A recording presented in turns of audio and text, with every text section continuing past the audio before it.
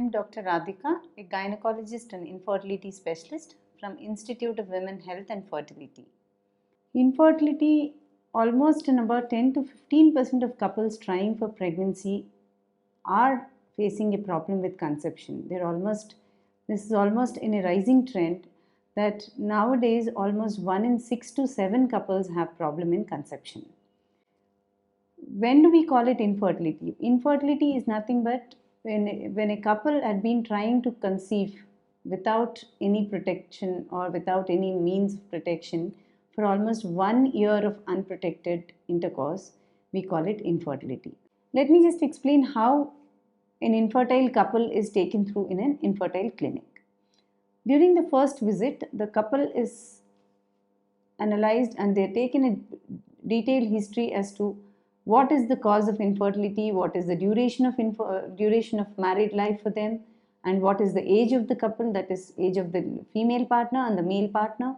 Had there been any pregnancies in the past, that is there any miscarriage in the past? Once the examination and history is taken, we go for a workup of the patient, that is we see for the ovarian function to ensure that the ovaries are functioning well, that is ensure that ovulation is going on fine. We also look for tubal factors. Tubal factor analysis is done by a test called salpingogram or a hysterosalpingogram. If there is any problem with the hysterosalpingogram, that is tubes are looking blocked, then we analyze with a further test, further surgical assessment like laparoscopies. Once the tubes are cleared, we also analyze how the uterus is with the hysterosalpingogram. And as I already told you, male factor is analyzed by semen analysis, simple semen analysis after an abstinence of 2 to 5 days. Once all these are ruled out, we get to analyze or we get to reach a conclusion as to what may be the probable cause of these infertile couple. There may be few factors like peritoneal factors, like in endometriosis.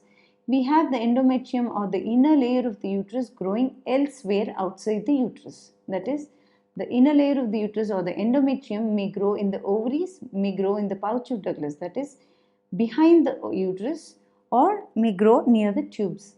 These all cause a addition or attachment of the uterus and the tubes, and they impair the easy pickup of the ovum or the egg from end of the tube to the medial end, that is the inner end of the tube. Then there is no egg pickup, there is no pregnancy. So most of the times with simple infertility treatments and simple infertility counseling, how they have to go about with a natural conception, when they have to try, when the egg is being released, with all these things itself, 70% of the couples would conceive. And only in about 10 to 15% we go to the next step like IUI or further step like test tube baby procedures. IUI is intrauterine insemination, where the sperm sample is collected in the laboratory. It is washed off the impurities and the good motile sperms are injected into the uterus through a thin cannula or a catheter.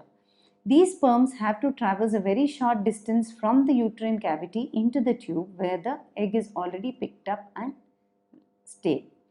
So this distance to be traversed is very short, thereby increasing the chances of pregnancy.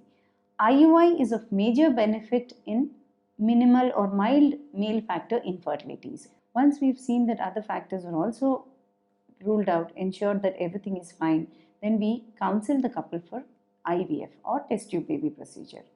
IVF is in vitro fertilization.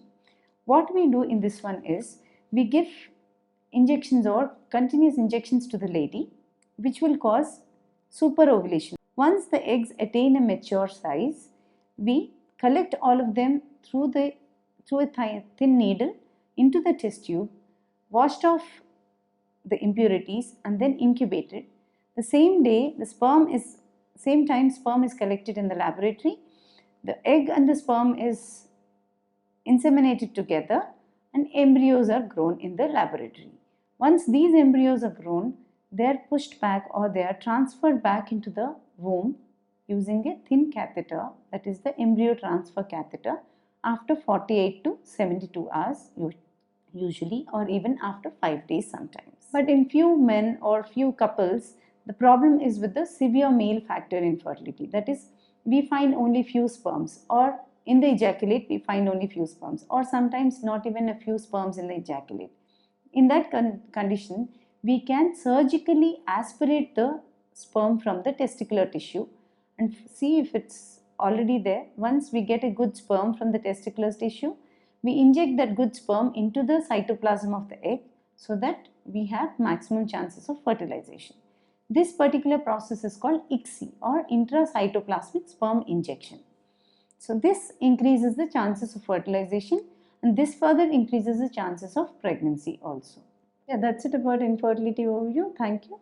And if you have any issues regarding infertility or regarding counseling about how a conception occurs or how to go about trial for pregnancy, you can visit us.